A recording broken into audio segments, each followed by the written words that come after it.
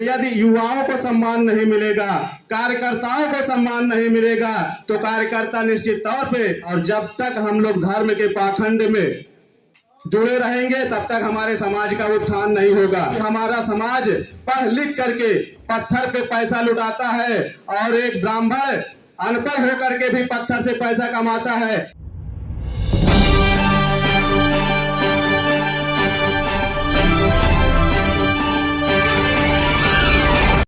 व्रतपाल उनसे अनुरोध करूंगा वो आए, अपना वक्तव्य शॉर्ट टाइम में, टाइम कम है।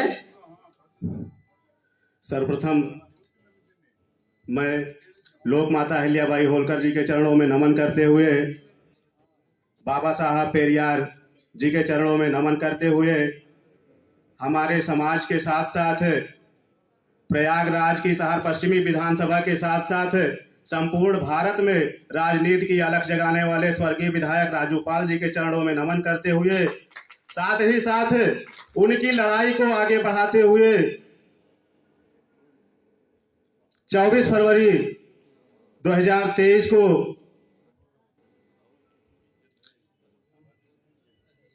शहीद होने वाले स्वर्गीय अधिवक्ता बड़े भाई उमेश पाल जी के चरणों में नमन करते हुए, समस्त मंचासीन सम्मानित बड़े बुजुर्गों सहित सामने बैठी हुई संपूर्ण सभा को प्रणाम करता हूं और सबका हार्दिक स्वागत एवं अभिनंदन करता हूं।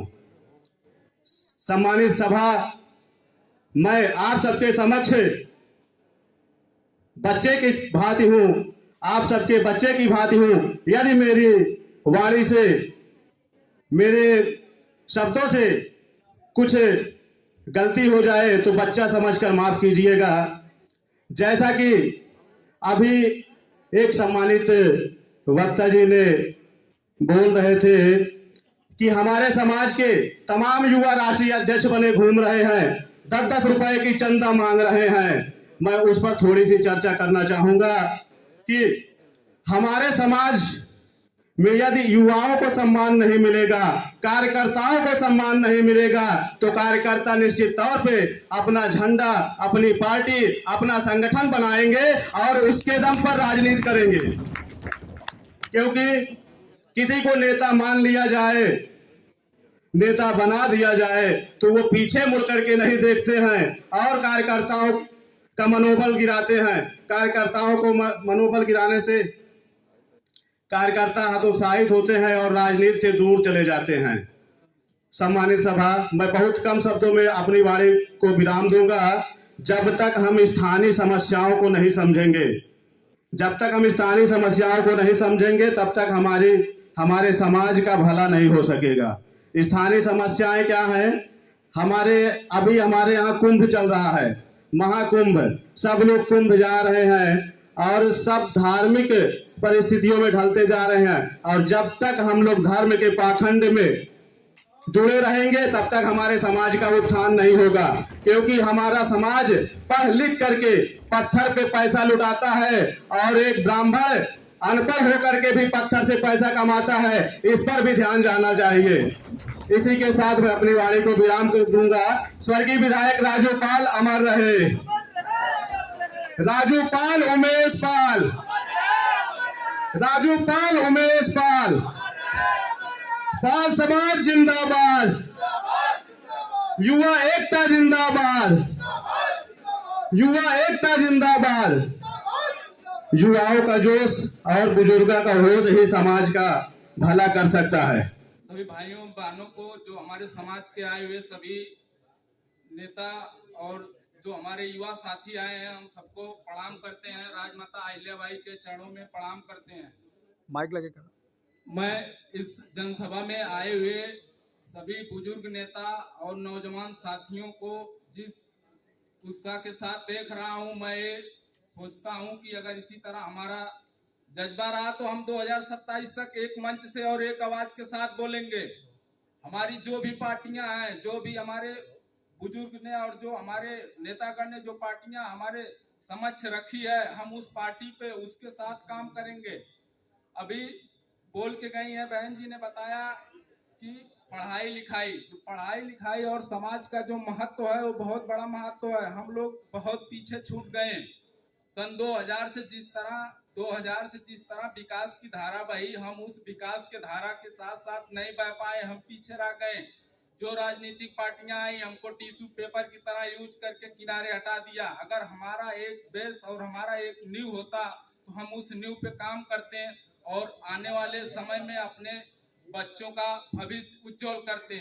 हमारा भी एक बेस होना चाहिए, हमारी भी एक पार्टी होनी चाहिए, हमारे भी लोग होने चाहिए। मैं आज अपने लोगों के बीच में जिस भी जनसभा में जाता हूं, मैं अपने समाज के लिए यही कहता हूं कि भाई हम सब एक हैं। अगर हम सब में मतभेद रहेगा तो हम लोग आने वाले समय में बिछड़ जाएंगे, क्योंकि समाज डेवलप कर चुका है। समाज आज 2025 में जी रहा है। अगर आप लोग 2025 की भावना के साथ नहीं चलेंगे तो आप लोग बहुत पीछे हो जाएंगे। माइक चालू, थोड़ा मुख इंडिया सेफर्ड इंडिया में जितने भी लोग आए हैं, हमारी पार्टी का जो भी जनाधार है ऑल इंडिया के तर्ज पे है। हम प्रदेश की छोटी पार्टी नहीं है, हमारे लोग पूरे इंडिया में हैं। हमारे लोग पूरे इंडिया में पार्लियामेंट में हर जगह हमारे लोग हैं, मगर हम लोगों का एकजुटता नहीं है। अगर हम लोग एक हो जाएंगे तो भाई हम लोग भी किसी पार्टी से कम नहीं है और किसी सत्ता में आने के मोहताज के लिए हमको किसी से भीख नहीं मांगनी पड़ेगी। हम खुद सत्ता में जाएंगे और हमारे लोग खुद पहुंचेंगे। हमारे जो नौजवान है, जो साथी हैं, जो पढ़ रहा है वो पढ़ेगा और जो राजनीति में जाना चाहेगा वो राजनीति में जाएगा। मगर मैं साथियों यही कहना चाहता हूं कि जो भी काम करो उसमें दिल लगा के करो और उसकी ऊंचाई कितनी भी हो मगर पीछे मत हटो, उस पर चढ़ने की कोशिश करो। तुम्हारे पूर्वजों ने बहुत मेहनत किया है, उनको ठंडी नहीं समझे और बरसात को बरसात नहीं समझे और गर्मी को गर्मी नहीं समझे। अपने लाइफ का पूरा जीवन उन्होंने खेत और खरियानों में और जंगलों में बिता दिया।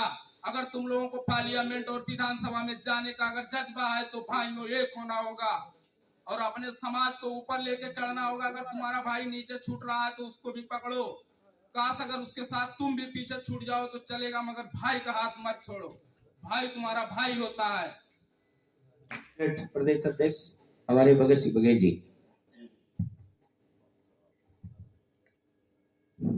आज की अध्यक्षता कर रहे हैं बाबूजी दयाराम पाल जी,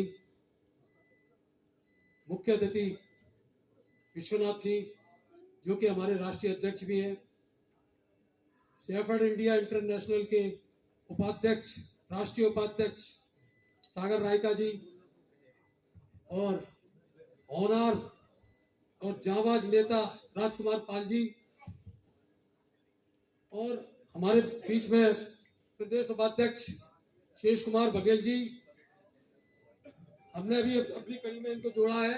हो सकता है आने वाले समय में हम ही सभी लोगों को काफी कुछ सीखने को मिले बड़े भाई शेष कुमार बघेल जी से। प्रदेश के महासचिव वीरेंद्र बहादुर पाल जिन्होंने ये बहुत कम समय में इस प्रोग्राम को मैनेज किया, इनका बहुत बहुत आभार। अशोक पाल जी का बहुत बहुत आभार। प्रदेश के महासचिव संतोष पाल जी, संगठन मंत्री राम नरेश जी, शिवराज सिंह बघेल, मैं इन सभी लोगों का बहुत बहुत आभार करता हूं। मंचासीन बैठे हुए हरीश पाल जी, भदोई से आए पाल साहब और गुजरात से आए भाई साहब, उनको भी, और नीचे बैठे हुए सभी लोगों को मेरी ओर से बहुत बहुत स्वागत, बहुत बहुत धन्यवाद। शेफर्ड इंडिया इंटरनेशनल ये वो संस्था है जिससे हम लोगों को अपनी पहचान 11 देशों में मिलती है। अपने देश में ही नहीं, 11 देशों में। अभी मैं वीरेंद्र बहादुर पाल और मैं दोनों मुख्यमंत्री से मिले थे तो शेफर्ड इंडिया इंटरनेशनल के बारे में बातचीत भी करी थी। हम लोगों को इसके साथ जुड़ के बहुत गौरव महसूस हो रहा है और आने वाले समय में एक राष्ट्रीय कार्यकारिणी की बैठक, राष्ट्रीय की एक कार्यकारिणी की बैठक हम लोग विदिन 2 मंथ में दिल्ली में कराएंगे या नोएडा में कराएंगे। जैसा कि राष्ट्रीय अध्यक्ष का आदेश मिला है उसी आधार पर हमें राष्ट्रीय टीम के साथ सभी पूरे देश के लोगों को एकत्रित करेंगे, जिससे आने वाले समय में सेफर्ड इंडिया इंटरनेशनल को और जागरूकता मिले। इन्हीं बातों को रखते हुए मैं आप सभी लोगों का बहुत बहुत आभार करता हूं, धन्यवाद देता हूं अशोक पाल जी का और वीरेंद्र बहादुर पाल जी का, जिनने बहुत कम समय में ऐसी विषम परिस्थितियों में जहां जगह जगह जाम लगा हुआ है, मैं रात को 5 घंटे जाम में फंसा रहा, तो यहाँ स्थिति बहुत नाजुक है इस समय, इस स्थिति में भी इन्होंने प्रोग्राम रखा, इनका बहुत बहुत धन्यवाद। मैं अगला वक्ता के रूप में ताराचंद पाल, जो भी प्रधान भी है। धन्यवाद। आज इस इलाहाबाद जिला पंचायत सभागार में सेफर्ड इंटरनेशनल के कार्यक्रम के अध्यक्षता कर रहे हम लोग के पिता तुल्य पूर्व एमएलसी पूर्व प्रदेश अध्यक्ष बसपा दयाराम पाल जी तथा आज इस कार्यक्रम के मुख्य अतिथि कर्नाटक के पूर्व सांसद ये रेवन्ना विश्वनाथ साहब एवं अपना दल के प्रदेश अध्यक्ष भाई राजकुमार पाल जी, मान्यवर, हम जानना चाहते हैं कि आज हमारे समाज का ये बहुत खुशी की बात है, मैं पहली बार आया हूँ। हमारे समाज बार बार छपता है, राजस्थान में कोई कहता है रायका हम अलग हैं, तो कोई कहता है हम गानरी अलग हैं, तो कोई मालवा क्षेत्र में चौधरी अपने कहता है अलग है, तो कोई कहता है हम गुर्जर हैं। ये कहाँ से बड़ी समस्या है। आप सोचिए, जिस देश में भारत सरकार आज देवी अहिल्याबाई होलकर की जयंती समारोह तीसरी मना रही है, जो कि गणरिया समाज वो समाज था जो भारत नहीं पूरे विश्व में काल हर जगह मंदिर निर्माण कराया, चाहे आपका काल हरिद्वार रहा हो, चाहे केदारनाथ, चाहे बद्रीनाथ, चाहे विश्वनाथ रहा मंदिर रहा हो। लेकिन आज समाज के पीछे है, आज समाज इसलिए पीछे है कि हम लोग जागरूक नहीं है। हम आपको जागरूक होना पड़ेगा, अपने लोग पहचानना पड़ेगा। हमारे समाज के लोग, हम जानते हैं कि हम सोच रहे हैं हमारे समाज के लोग मुश्किल से मुश्किल उत्तर प्रदेश और कर्नाटक और आंध्र प्रदेश और तेलंगाना में मिले होंगे, और बाकी हम सोच रहे हैं कहीं मिले नहीं है। ये हमारी आपकी राजनीतिक जागरूकता नहीं है। हम आपको जब तक राजनीतिक जागरूकता नहीं होगी तब तक हम सत्ता नहीं हासिल कर पाएंगे। हमें सत्ता हासिल करने के लिए हमें राजनीतिक जागरूकता बहुत जरूरी है, अपने इतिहास को भी जानना जरूरी है। मैं आप लोगों से निवेदन कर रहा हूं कि आप लोग अपने राजनीतिक जागरूकता विशेष ध्यान दीजिए, हर क्षेत्र में बढ़ चढ़ कर राजनीतिक भागीदारी निभाएं, तभी आपका सेफर्ड इंटरनेशनल आपका होगा। जय हिंद, जय भारत। बहुत बहुत धन्यवाद। इस कार्यक्रम के कुल संचालक कर रहे हैं पूर्व बसपा कोऑर्डिनेटर हम लोग के बड़े भाई समान अशोक पाल जी। मैं साथियों कुछ कहने से पहले राजमाता अहिल्या होलकर जी के चरणों में श्रद्धा सुमन अर्पित करते हुए संत कनकदास जी के चरणों में श्रद्धा सुमन अर्पित करते हुए हमारे समाज में जन्मे समस्त संतों गुरुओं को श्रद्धा सुमन अर्पित करते हुए यहाँ पे उपस्थित इस कार्यक्रम के कुशल संचालक कर रहे हैं बड़े भाई अशोक पाल जी। अभी हम लोग के बीच में आगरा से चल करके चले आ रहे हैं शेष कुमार बघेल जी, जो बिजली विभाग में जीएम रहे बनारस में, मैं उनका भी अभिनंदन करता हूँ। बाबू जगरूप पाल जी भी गुजरात से चल करके आए हुए हैं, भाई राम नरेश पाल जी भी चले आ रहे हैं। सभी भाइयों का मैं अभिनंदन वंदन करता हूँ इस मंच के माध्यम से। यहाँ पर उपस्थित इस कार्यक्रम की अध्यक्षता कर रहे हैं हमारे राजनीतिक गुरु, पूर्व मंत्री, पूर्व प्रदेश अध्यक्ष, साथ में संतोष भाई पाल जी भी चले आए हैं, शिवराज सिंह जी आए हुए हैं, सभी का मैं अभिनंदन वंदन करता हूँ आगरा की धरती से। और मंचासीन अपना दल के प्रदेश अध्यक्ष और पूर्व विधायक बड़े भाई समान राजकुमार पाल जी, यहाँ पे उपस्थित दूर दराज से आए हुए हैं पिता तुल्य बुजुर्ग नौजवान साथियों, माताओं, बहनों, मैं आप सभी का इस प्रयागराज की धरती पे सबका अभिनंदन वंदन करता हूं। साथियों, इस हम लोगों को चिंतन करने की आवश्यकता है कि आखिर में ये अवसर क्यों आ रहा है, ये कार्यक्रम क्यों रखा जा रहा है, हम लोग क्यों आपस में डिवाइड होते जा रहे हैं। ये बहुत बड़ी समाज के लिए चिंता की बात है। हर समाज के लोगों का छोटा छोटा संगठन आज पूरे देश में राज कर रहा है। कोई एमएलए हो रहा, कोई एमएलसी हो रहा, कोई एमपी हो रहा, कोई मिनिस्टर हो रहा, लेकिन आखिर में रीजन क्या है कि हम लोग यूनाइट नहीं हो पा रहे हैं। निश्चित कहीं न कहीं हमारे समाज के अंदर, हम लोग के अंदर कमियां हैं। इस कमियों को ढूंढने के लिए जो बीड़ा उठाए हैं हमारे समाज के बुद्धिजीवी वर्ग, मैं आप लोग सुनिए, इनके बातों पे अमल करिए, और निश्चित कहीं न कहीं हम लोग को पीड़ा है कि हम लोग इतना होते हुए भी किसी मुकाम पे नहीं पहुंच पा रहे हैं, किसी प्लेटफॉर्म पे नहीं पहुंच पा रहे हैं। आखिर इसका रीजन क्या है? हम लोग आपस में जुड़ क्यों नहीं पा रहे हैं? ये बहुत चिंतन की विषय है साथियों, क्योंकि काफी हमारे वक्ता साथी आए हुए हैं। मैं अपनी बातों को विराम देते हुए सभी को धन्यवाद देते हुए अपने बातों को विराम देता हूँ। जय हिंद, जय भारत, जय खालसा।